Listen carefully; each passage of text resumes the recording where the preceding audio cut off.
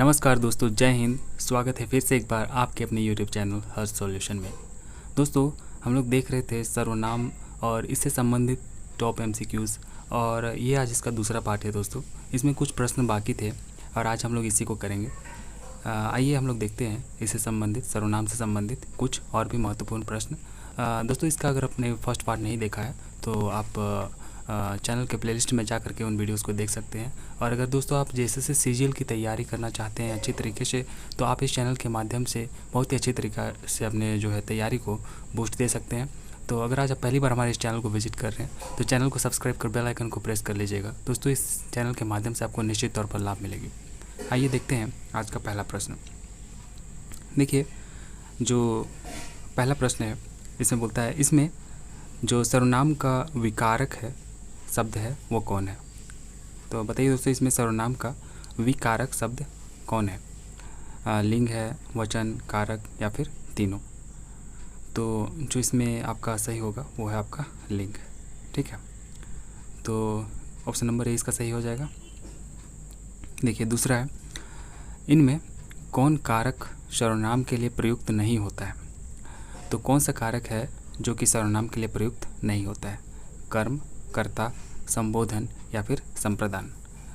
तो इसमें जो सर्वनाम के लिए प्रयुक्त नहीं होता है वो है आपका ऑप्शन नंबर सी, संबोधन। ठीक है दोस्तों, इससे पहले हम लोगों ने सर्वनाम से संबंधित पूरी तरीके से इसका अच्छी तरीके से डिस्क्राइब किया है। इसका डेफिनेशन, इसके प्रकार कैसे होते हैं, हर तरीके के टाइप्स को हम लोगों ने डिस्क्राइब किया है और अच्छी तरीके से देखा था। तो अगर आपको इसमें कोई परेशानी हो रही है दोस्तों, तो आप उस वीडियो को जा कर के देख सकते हैं और उसके बाद अगर आप इस प्रश्न को करेंगे तो आपको कहीं कोई परेशानी नहीं होगी। फिर भी मैं आप लोगों को अच्छी तरीके से बताने की कोशिश कर रहा हूँ। देखिए, अगला है, संबंधवाचक सर्वनाम छाटिए। तो दोस्तों, संबंधवाचक सर्वनाम आपको छाटना है।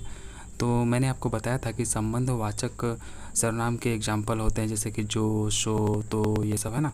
तो ये आपका ऑप्शन नंबर डी हो जाएगा। देखिए, अगला है, सर्वनाम के विकारक हैं।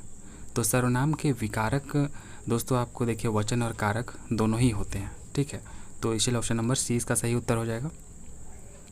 देखिए, आज मैंने ज़्यादा प्रश्न नहीं लिया हुआ है, केवल कुछ ही प्रश्न लिया है दोस्तों। अब बस आपके लिए एक छोटी सी रिवीजन है ये सर्वनाम से संबंधित। ठीक है, ये आपका पेपर 1 में पूछा जाएगा, तो आपको इसे अच्छी तरीके से करके जाना चाहिए।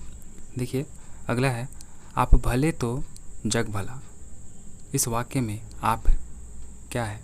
तो दोस्तों, इसमें आपको बताना है कि इस जो वाक्य है इसमें आप क्या है। तो पुरुषवाचक सर्वनाम है, निजवाचक, मध्यम पुरुष या फिर इनमें से कोई भी नहीं। तो दोस्तों, यहाँ पर देखिए, आप साफ तौर पर देख सकते हैं कि ये जो आप यहाँ पर लिखा हुआ ये शब्द है, ये आपका निजवाचक सर्वनाम के अंतर्गत आ रहा है। ठीक है, निजवाचक है ना। तो आपने यहाँ पर ऑप्शन नंबर बी को टिक करना है। देखिए, अगला है, कोई बैठा है। देखिए दोस्तों, कोई बैठा है, इस वाक्य में रेखांकित सर्वनाम क्या है। देखिए दोस्तों, कोई बैठा है, तो यहाँ पर कोई पता नहीं कौन बैठा है, कोई निश्चित नहीं है कि राम बैठा है कि श्याम बैठा है या फिर कोई रोहित बैठा है। कौन बैठा है इसका कोई पता नहीं है, कोई निश्चित यहाँ पर नहीं बता रहा है, पता नहीं कौन बैठा होगा, है ना। कोई बैठा है बोल रहा है, तो इसीलिए ये आपका क्या हो जाएगा, ये आपका अनिश्चय वाचक सर्वनाम के अंतर्गत ये आ जाएगा। ठीक है, देखिए, अगला है, मत छोड़ो आप ही चला जाएगा। ठीक है, मत छेड़ो आप ही चला जाएगा। इस वाक्य में रेखांकित पद सर्वनाम का भेद है। तो आपको बताना है कि इस वाक्य में जो रेखांकित पद है उस सर्वनाम का भेद क्या है। तो निजवाचक सर्वनाम, मध्य पुरुषवाचक सर्वनाम, संबंधवाचक सर्वनाम या फिर इनमें से कोई भी नहीं। तो दोस्तों, यहाँ पर आपका निजवाचक सर्वनाम के अंतर्गत ये आएगा रेखांकित शब्द। देखिए, आप ही चला जाएगा, है ना। तो मतलब स्वयं से ही चला जाएगा, खुद ही चला जाएगा। ठीक है, इसलिए निजवाचक सर्वनाम के अंतर्गत आएगा वो। देखिए, अगला है, जो करेगा सो भरेगा। इस वाक्य में जो, सो क्या है। दोस्तों, यहाँ पर मैंने आपको बताया था कि जो और सो जो है आपका संबंधवाचक सर्वनाम को इंडिकेट करते हैं, इसलिए ऑप्शन नंबर सी इसका सही हो जाएगा। ठीक है, देखिए, अगला लेते हैं, तुम्हें क्या चाहिए। रेखांकित का सर्वनाम भेद क्या है। देखिए दोस्तों, यहाँ पर प्रश्न आ गया ना। तो प्रश्न जैसे ही आ जाएगा तो आपको ये बताना है कि ये आपका प्रश्नवाचक, वैसे हम लोग इसको देख सकते हैं, कर सकते हैं, लेकिन यहाँ पर आप देखिए इसको रिलेट करने की कोशिश कीजिए कि तुम्हें क्या चाहिए, है ना, तुम्हें क्या चाहिए यहाँ पर कह रहा है।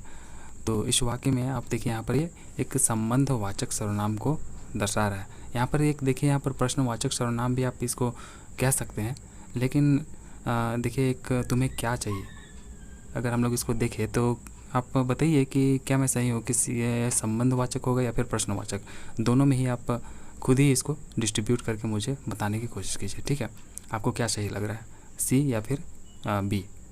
मैं तो यहाँ पर वैसे ऑप्शन नंबर बी के साथ जाऊँगा, क्योंकि यहाँ पर एक प्रश्न है और तुम्हें क्या चाहिए कह रहा है, तो ऐसे मैं प्रश्नवाचक को ही यहाँ पर प्रेफर करूँगा।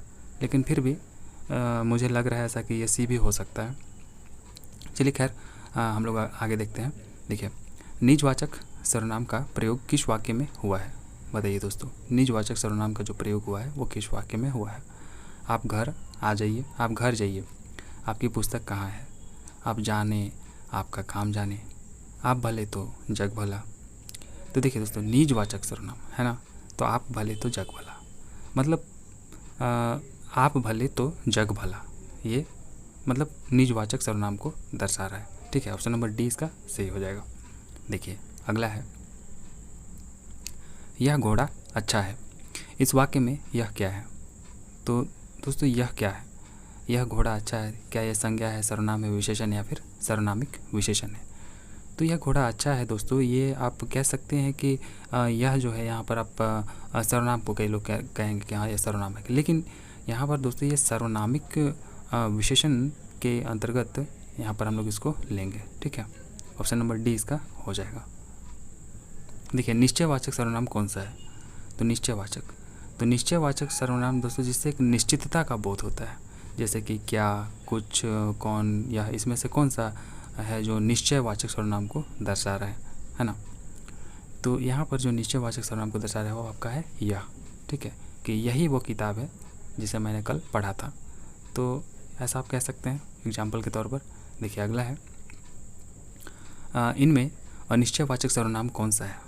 तो अनिश्चयवाचक सर्वनाम दोस्तों देखिए यहाँ पर कोई, पता नहीं कोई था जिसे मैंने कल देखा था, याद नहीं आ रहा, कोई था लेकिन, है ना, ऐसा हम लोग कह सकते हैं।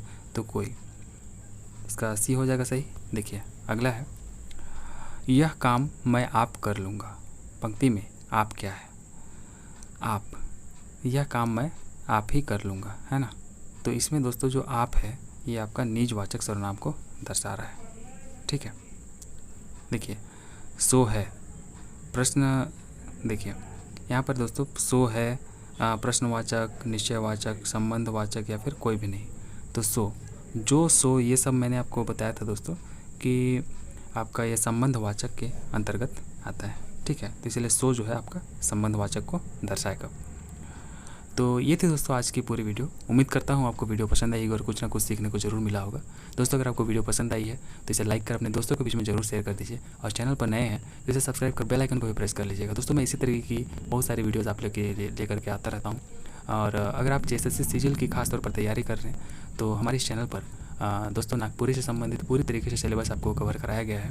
कुछ टॉपिक्स बाकी हैं, लेकिन मैं आपको उन लोगों को जितने भी टॉपिक्स बाकी हैं, कुछ ज़्यादा खास नहीं बाकी हैं, तो उनको मैं करा दूँगा। तो दोस्तों आप इस चैनल के माध्यम से अपनी तैयारी को और भी ऊंचाई पर ले जा सकते हैं। तो अगर आज आप नए आए हैं हमारे इस चैनल पर तो इसे सब्सक्राइब कर बेल आइकन को प्रेस कर लीजिएगा, जिससे कि जो भी वीडियोस मैं आप लोगों के लिए लेकर के आऊँगा उसकी नोटिफिकेशन आपको मिलेगी और आप किसी भी वीडियो से नहीं चुकेंगे। तो चलिए दोस्तों मिलते हैं अगली वीडियो में। आज के वीडियो को यहीं पर ख़त्म करते हैं, तब तक के लिए टेक केयर। जय हिंद, जय भारत, जोहार।